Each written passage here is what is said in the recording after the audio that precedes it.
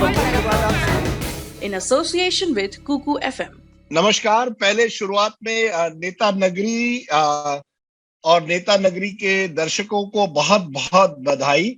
100 episodes complete किए। निखिल, सौरभ और Lallan top की पूरी टीम को बहुत बहुत बधाई। हम तो एक ऐसे जमाने में है जहां हिंदी पिक्चर 2 हफ्ते भी नहीं चलती है और आपने तो सुपर हिट नेता नगरी कर दी 100 एपिसोड्स कंप्लीट करके। तो इसके लिए बहुत बहुत बधाई। आपने बहुत मेहनत की है जिसकी वजह से इस शो को इतनी सफलता मिली है। और खास करके मेरे दर्शक दोस्त, फिर वो कोई दुश्मन नहीं होता, आलोचक हो सकते हैं लेकिन ज्यादातर सब दोस्त होते हैं। आपके कमेंट्स मुझे बहुत अच्छे लगते हैं जब भी मैं नेता नगरी पर आता हूँ।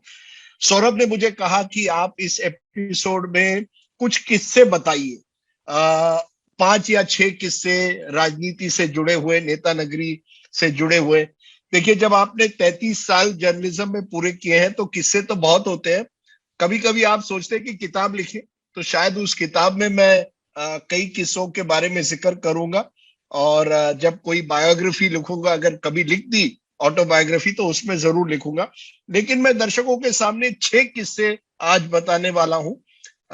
टॉप 6 नहीं है लेकिन 6 किस्से हैं। पहला किस्सा है बाल ठाकरे से जुड़ा हुआ, शिवसेना के सुप्रीमो। अब ऐसी बात है कि 1988 में मैं जर्नलिज्म में आया और मैं टाइम्स ऑफ इंडिया मुंबई में था और शिवसेना कवर करने का काफी मुझे मौका मिला। और 91 अक्टूबर में घटना होती है मुंबई में, जहां शिवसेना और शिव सैनिक जो है वो वानखेड़े के क्रिकेट स्टेडियम पर जाकर पिच की खुदाई कर लेते हैं, वहां तोड़ मोड़ करते हैं, क्योंकि वो चाहते हैं कि भारत और पाकिस्तान के बीच में मैच नहीं हो। तो बहुत वो एक बड़ी कंट्रोवर्सी खड़ी होती है और मैंने उस पर रिपोर्टिंग भी की और उस पर कुछ लेख भी लिखे जिसमें मैंने शिवसेना की आलोचना की। मैंने कहा ये शिवसेना इस तरह से कानून को अपने हाथ में नहीं ले सकता। आप क्रिकेट पिच पर जाके इस तरह से अपनी गुंडागर्दी, मैंने शब्द यूज किया था, नहीं कर सकते। तो बाल ठाकरे जी बहुत गुस्सा हुए। उन्होंने एक भाषण में कहा, ये जो राजदीप सरदेसाई है, ये इसको हम सबक सिखाएंगे। और मुझे तीखे शब्दों में एक तरह से मुझे क्रिटिसाइज किया। और शिव सैनिक हमारे टाइम्स ऑफ इंडिया ऑफिस भी पहुंच गए काले झंडे लेके कि राजदीप सरदेसाई हाय हाय। तो मैं तो उस समय 25-26 साल का था और मुझे लगा ये क्या हो रहा है। मैंने तो केवल अपनी राय एक तरह से लोगों के सामने रखी है, जो हकीकत थी वो दिखाई थी। अब उसके कुछ 1-2 महीने बाद बाल ठाकरे जी के ऑफिस से फोन आता है या घर से फोन आता है कि ठाकरे जी आपको मिलना चाहते हैं। तो मैं थोड़ा, वाकई मैं तो दंग रह गया, थोड़ा डर भी गया। ये कहाँ ठाकरे जी क्या चाहते हैं? अब यहाँ तो मेरी हाय हाय हो रही है, कह रहे हैं कि हम उसको सबक सिखाएंगे। और मुझे लोग कह रहे थे आप पुलिस प्रोटेक्शन लीजिए, मैंने ली नहीं। मैं नहीं समझता पत्रकारों को लेनी चाहिए। तो मैं बाल ठाकरे जी के मातोश्री घर पहुंच गया और जैसे मैं वहां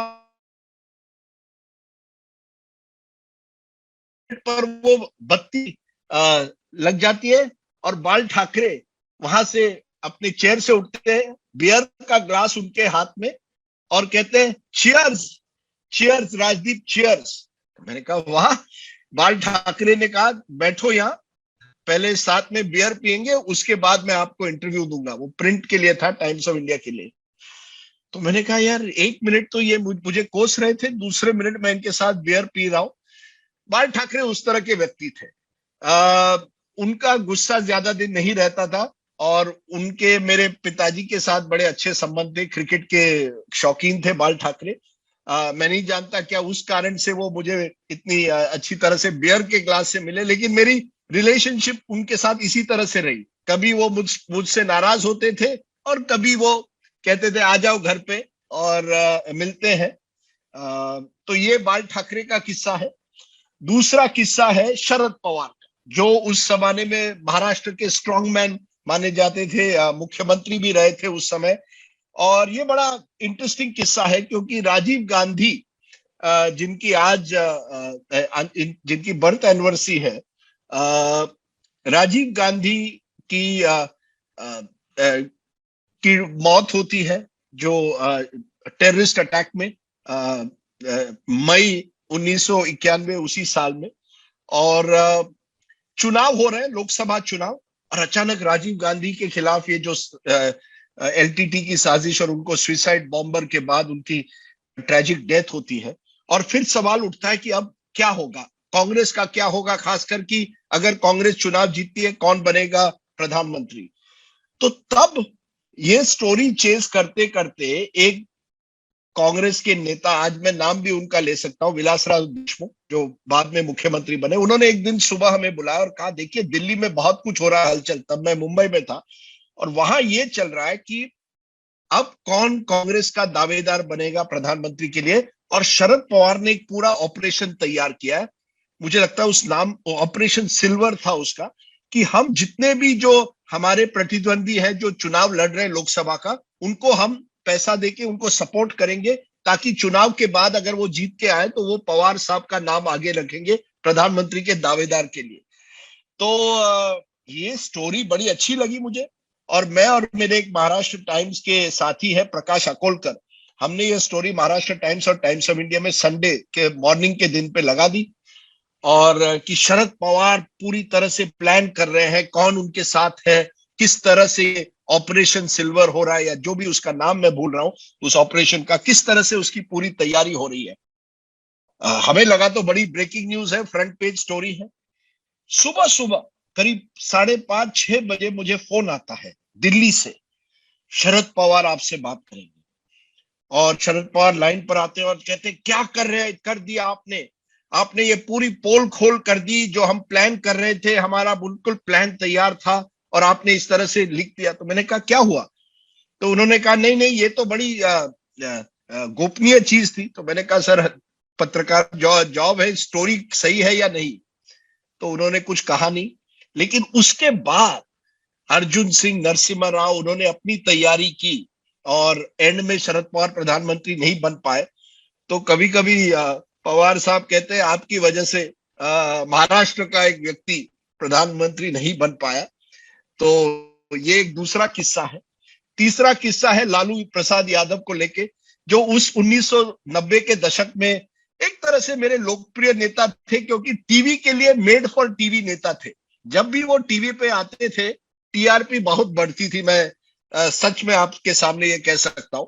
और लालू प्रसाद और मुझ में एक मुझे लगता है एक रिलेशनशिप बन गई। मैं दक्षिण मुंबई से एक अंग्रेजी मीडियम स्कूल से आता था, वो बिहार से थे, तो कभी कभी ऑपोजिट्स अट्रैक्ट, और वही हुआ मेरे और लालू जी के बीच में।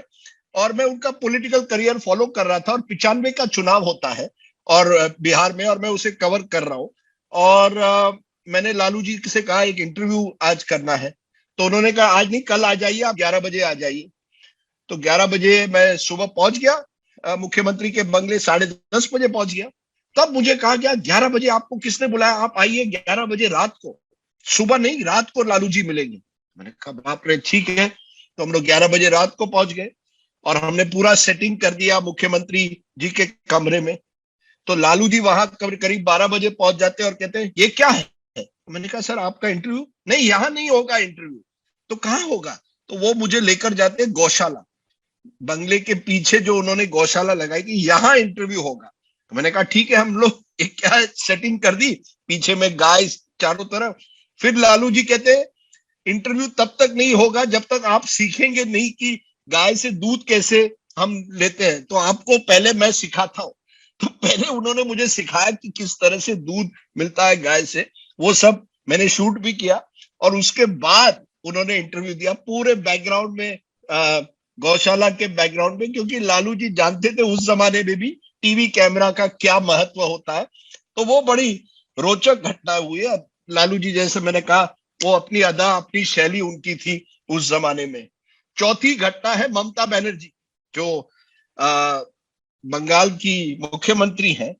और ये बड़ी अम्यूजिंग स्टोरी है। 2011 में मैं CNN IBN में था, और हमारा एक कार्यक्रम हुआ करता था हर साल के एंड में, CNN IBN Indian of the year, कौन न्यूज मेकर्स कौन है उस साल के। तो उस साल राजनीति में ममता बनर्जी को हम अवार्ड दे रहे थे, क्योंकि उन्होंने लेफ्ट को हराया था। सब तरफ उनकी चर्चा हो रही थी, इतने सालों के बाद बंगाल में लेफ्ट को किसी व्यक्ति ने हराया है। तो ममता जी राजी हुई अवार्ड लेने, लेकिन एक दिन पहले अवार्ड सेरेमनी के पहले फोन आता है उनका कि मैं नहीं आऊंगी। मैंने कहा क्या हुआ मैडम? नहीं, आप वो अन्ना हजारे को भी अवार्ड दे रहे हैं। तो मैंने कहा हाँ, उनका भी बड़ा नाम, वो भी बड़े न्यूज मेकर थे इस साल के। नहीं, मैं उनके साथ नहीं बैठूंगी। तो मैंने कहा मैडम कैसे चलेगा? तो फिर हमने ये तय किया कि ममता बनर्जी अपना अवार्ड पहले लेती और अन्ना हजारे बाद में आएंगे और उनका अवार्ड लेंगे। तो सब तैयारियां हुई। प्रॉब्लम क्या हुई कि ममता बनर्जी आई जल्दी और अन्ना हजारे भी आ गए वही उसी समय। ममता ने जैसे अन्ना हजारे को देखा, उसने कहा राजदीप आपने गलत किया, आपने मुझे कहा था कि अन्ना हजारे मेरे बाद में आएंगे। तो मैंने कहा नहीं नहीं दीदी, कुछ आप बैठ जाइए। नहीं, मैं नहीं बैठूंगी। और उसी रूम से वो निकलकर ताजमहल होटल में वो कार्यक्रम हो रहा था, वहां से बाहर बाहर निकलने लगी। तो मुझे उनके पीछे दौड़ना पड़ा, उनकी गाड़ी को रोकना पड़ा, गाड़ी के आगे रहकर रोकना पड़ा। नहीं नहीं नहीं, आपको आना पड़ेगा, बड़े बड़े वीआईपी आए हैं जिनसे आपको हम अवार्ड दे रहे हैं। और जबरदस्ती एक तरह से उनको वहां खींचकर वहां लाना पड़ा। अब इस कहानी में ट्विस्ट है, क्योंकि उसके एक दो साल पहले ममता बनर्जी अन्ना हजारे के साथ रैली कर रही थी दिल्ली में। लेकिन 2012 में या 11-12 में वो अन्ना से बड़ा खफा थे। मैं नहीं जानता उनका क्या, किस वजह से, लेकिन ये ममता बनर्जी है, कभी नरम कभी गरम। पांचवी कहानी है सोनिया गांधी जी से जुड़ी हुई। 2004 का साल है। अचानक लोकसभा रिजल्ट आ जाते हैं और सबको लगता है तब तक कि वाजपेयी जी जीतेंगे, लेकिन दिख जाता है कि यूपीए, या तब यूपीए नाम नहीं था, लेकिन कांग्रेस शायद सरकार बना पाए। बड़ी अटकलें लगाई जा रही थी कि सोनिया गांधी प्रधानमंत्री बनेंगी, सब तैयारियां हो रही थी। तो मैं और मेरे दोस्त साथी एक थे, मुझे लगता है मनोरंजन भारती, हम लोग उस समय इंडिया गेट पर बैठे हुए थे। और तब खबर आती है, एक हमारे सोर्स हमें बताते हैं, यार ये छोड़ दीजिए, सोनिया गांधी ने तय किया मनमोहन सिंह बनेंगे, वो प्रधानमंत्री नहीं बनना चाहती, वो मनमोहन सिंह को बनाएगी। मैंने कहा सर्टेन? फिर मैंने वो क्रॉस चेक किया किसी एक और व्यक्ति से। जैसे ही हमें खबर मिली, हम दोनों वहां 10 जनपद के बाहर पहुंच गए। रास्ते पर कोई नहीं था, सन्नाटा था, क्योंकि किसी को मालूम नहीं था क्या हो रहा है। जैसे हमने वो खबर ब्रेक की, अगले 2 घंटे में उस पूरे रास्ते पर लोग पेड़ पर खड़े थे, क्योंकि इतनी बड़ी खबर बन गई थी कि सोनिया गांधी नहीं बन रही है, मनमोहन सिंह बन रहे हैं। और वो जो माहौल उस समय बन गया कि 2 घंटे में, जहां कोई ज्यादा लोग नहीं थे कांग्रेस ऑफिस के नजदीक, वहां पूरा एक ऐसा माहौल बन गया कि और सब हमें बोल रहे आपकी खबर सही है कि नहीं। मैंने कहा 100% सही है, खबर सही निकली। और कभी कभी ये ब्रेकिंग न्यूज के जमाने में खबर इस तरह की मिल जाती है। चैनल भी तब कम हुआ करते थे और इतना शोरगुल भी नहीं था जो आज की टीवी में नजर आता है। तो ये पांचवी घटना है। और छठी घटना हमारे और आपके प्रधानमंत्री नरेंद्र मोदी से जुड़े हुए हैं, मेरे पुराने दोस्त मोदी जी। मैं उनको कई सालों से जानता हूं, लेकिन ये घटना भी बड़ी इंटरेस्टिंग है कि 2002 के दंगे होते हैं। मोदी जी वहां गवर्नमेंट बंगलो शाहीबाग में प्रेस कॉन्फ्रेंस कर रहे हैं। मुझे लगता है या तो 28 फरवरी या 1 मार्च का दिन है। दंगे हुए हैं, गोधरा हुआ है, दंगे हुए हैं।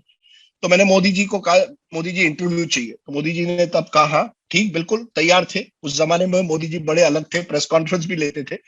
और तो हमने इंटरव्यू किया, ऑफिस पहुंच गए और उसे अपलिंक करना था। तब कोई लाइव लिंक नहीं था, हमें अपलिंक करना पड़ता था ऑफिस जाके। ऑफिस गए तो देखा कि टेप खराब हो गई है। इंटरव्यू हमारा जो हमने किया था मोदी जी के साथ, वो इंटरव्यू चल नहीं पाएगा क्योंकि टेप खराब हो गई है। तो मैंने कहा यार ये तो बड़ी, इतना बड़ा एक्सक्लूसिव मिला है, क्या करें। तो फिर मैंने मोदी जी को फोन किया। तब तक मोदी जी गांधीनगर पहुंच गए थे, मुख्यमंत्री के निवास पर। मैंने कहा मोदी जी आपको इंटरव्यू हमें एक बार फिर देना पड़ेगा। तो उन्होंने कहा अच्छा, आ जाइए 10 बजे रात को। तो 10 बजे रात को जहाँ एक ऐसे माहौल में जहां दंगे वगैरह हो रहे हैं, वहां मोदी जी के घर पहुंच जाते हैं, एक बार फिर इंटरव्यू करते हैं। और मोदी जी, आप सोचिए, मोदी जी एक दिन में 2 इंटरव्यू हमें देते हैं, एक छोड़िए 2 देते हैं। इंटरव्यू खत्म होता है और उसी रात को हमें एक तरह से वीएचपी वालों ने घेरा था। वो घटना आप हमारे किताब में पढ़ सकते हैं, जो हमारे साथ उस दिन हादसा हुआ। अब मोदी जी कहाँ इंटरव्यू देते हैं, बहुत बड़े बन गए। 2012 में फिर उन्होंने फिर से मुझे एक इंटरव्यू दिया, लेकिन तब उन्होंने मुझे बस के नीचे एक तरह से जो जहाँ कंडक्टर बैठता है वहां बैठा दिया, खुद बैठे थे और उनके पैरों के नीचे मुझे बैठना पड़ा। जैसे मैंने कहा, वही मोदी जी ने मुझे एक दिन में 2 इंटरव्यू दिए थे, अब मुझे बस के नीचे बैठाना पड़ा।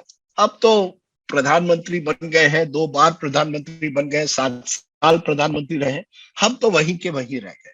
मैं हमेशा कहता हूं, ये एक कहानी है और हर पत्रकार को एक तरह से ये जिंदगी की कहानी है। आप अपनी राह पर चलते रहिए, पत्रकारिता करते रहिए, नेता बदलेंगे, आएंगे जाएंगे। बाल ठाकरे से शरद पवार, लालू प्रसाद, ममता जी, सोनिया जी, मोदी जी, बड़े बड़े नेता होते रहेंगे। पत्रकार जो है वो अपना काम करता रहे, लोगों के सामने खबर रखता रहे। तो ये है कई घटनाएं। जैसे मैंने कहा, ये है नेता नगरी, नेता बदलेंगे, नेता नगरी वही रहेंगे। मैं चाहता हूं सालों साल सौरभ, निखिल और टीम इसी तरह से अपनी बात आगे रखते रहे और Lallantop goes from strength to strength. Thank you very much, good bye, नमस्कार। और रक्षाबंधन के आप सभी को शुभकामनाएं, ओणम की शुभकामनाएं। May you have a very very peaceful year. खुश रहिए, गुड बाय।